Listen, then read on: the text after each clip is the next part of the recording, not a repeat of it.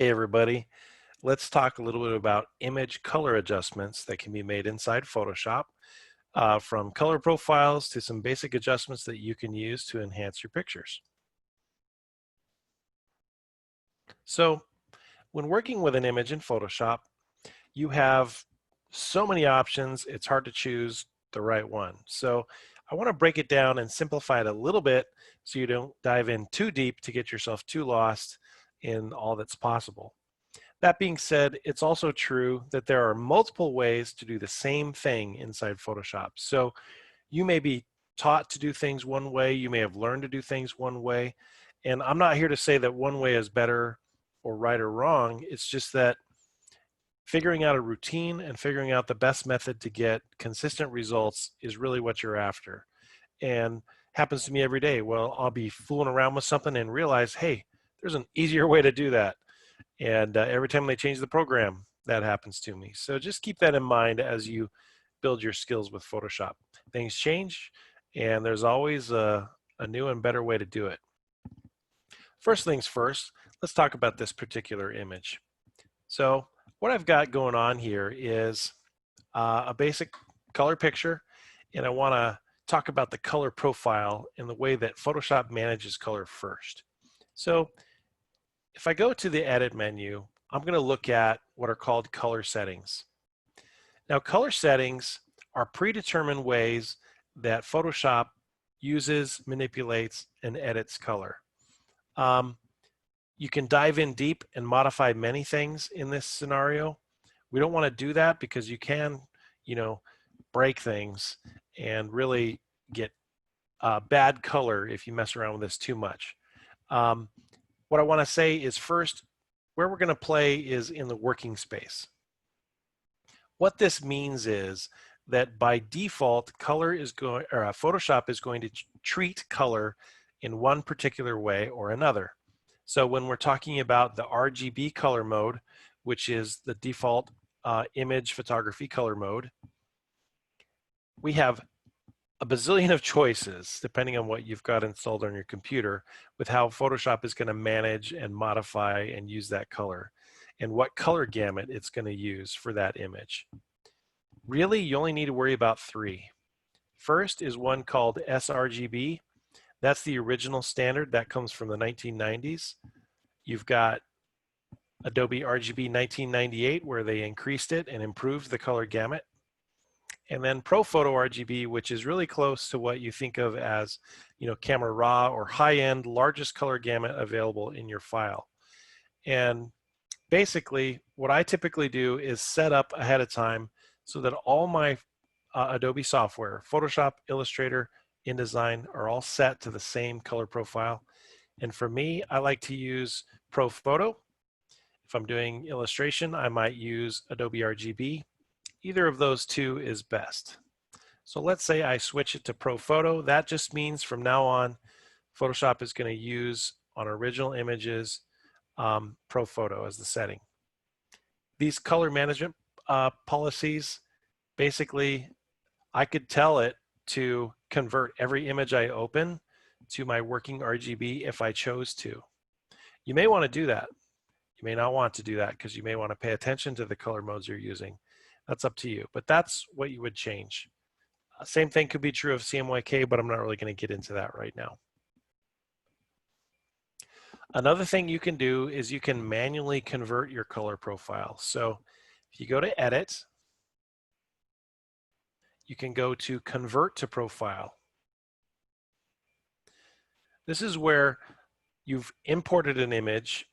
Maybe you don't even know the source.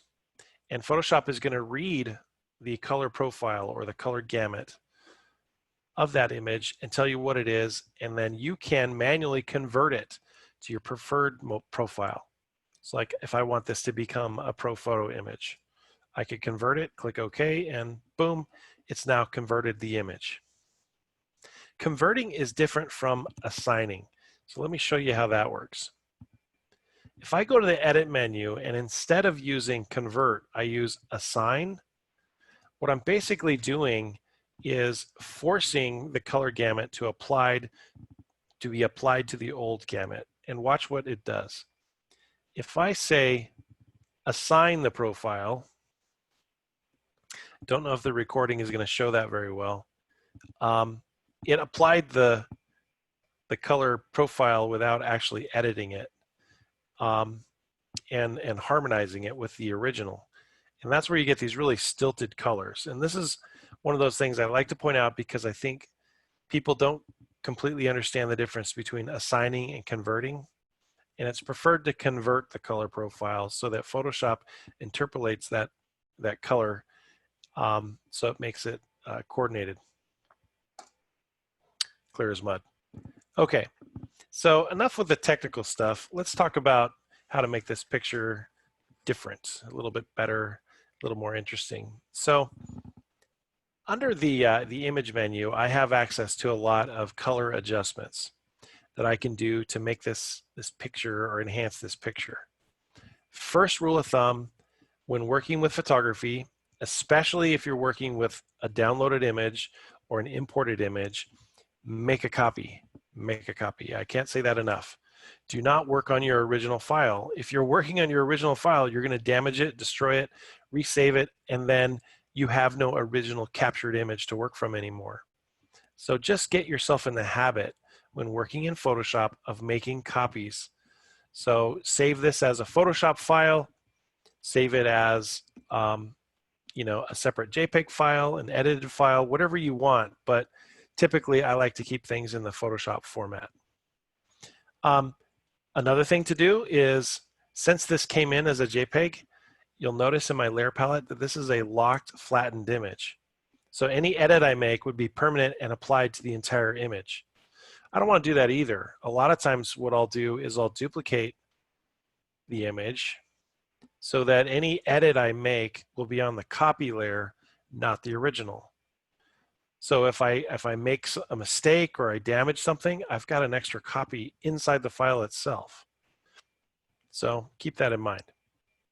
Now let's look at some of the permanent image adjustments that I can make on this picture. If I go to image adjustments and I want to adjust the color, the two I want to focus on are color balance and hue and saturation. Let's try color balance first. So what's nice about this tool is you kind of get a range of color, and you get colors that are next to each other on the color wheel. So you can basically slide back and forth. So if you've got, you know, blues, you can slide to reds, vice versa, magentas to greens, yellows to blues. So let's say I want to decrease the red content of the picture. I might slide this down and it's going to make the picture more green. And then if I want to enhance the green, maybe I slide the slider toward the green range. Maybe make it a little more yellow, I'll add yellow. So it's basically back and forth as I make adjustments. Now I went to the extremes and pushed this out of normal range, which is fine. A lot of times when you're working with your color adjustments, you're doing it on a subtle scale. You're not trying to make a dramatic color adjustment. I'm doing that now so you can see the sample. The other thing to pay attention to is I was only adjusting the color in the midtones of the image. So my highlights kind of remained the same. Same with the shadows. So you can do that individually. You can kind of target whether you're working on the midtones, the shadows, or the highlights. So let's say I did select highlights. Notice it resets to 0.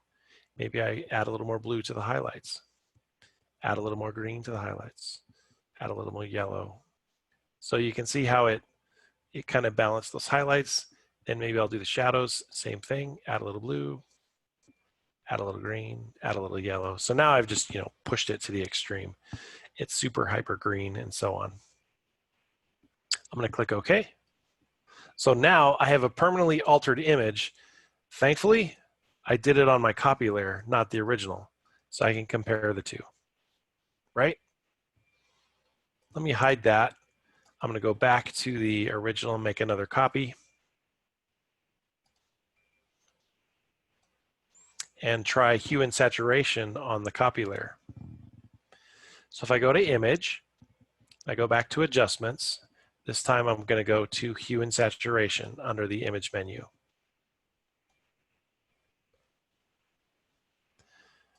Now this one is similar to color balance, except you're adjusting all colors all at once. You're sliding the entire color scale, not just targeting 2 or 3 colors at a time. You're actually targeting the entire range of color within the picture as you move the adjustment bar. And if you ever need to reset, you can always just, type in 0. That's where you started. So in that way, you're adjusting all colors all at once, which maybe you want to do. Maybe you want to tint the picture just a little bit bluer or a little bit redder, a little bit greener, or in this case, totally extreme. That's what you can do. Another thing which I really do like about this dialog box is you can play around with saturation. So when you're messing around with saturation, this is how you can like tone down and soften color. Saturation is extreme, it's making it vibrant. If you're going to tone it down, you're going to adjust into the negative category, and that's going to soften it. It's going to lighten it. Not necessarily lighten it, but it's going to lower the intensity of the color. In fact, if you take it all the way down into the, to the negative 100 range, that's when you're getting into actually converting it to black and white. You're desaturating, removing all color from the image, and that can create a nice tonal effect as well. Also, within this same dialog box, you can increase the lightness or darkness of the picture. But notice how both of these adjustments that we've been playing with, whether it was color balance or hue and saturation, they're applying to the entire picture, which is okay. But the power of Photoshop is being able to target these things to specific areas. So you have to check back on some other videos in the future for how to do that specifically. But again, we're covering the entire picture. So I'm going to click OK. So now you can see I've made 2 simple adjustments. I've made, the extreme color balance, or I've made kind of a softer desaturation with hue and saturation. So let me go back to the original here and make another duplicate.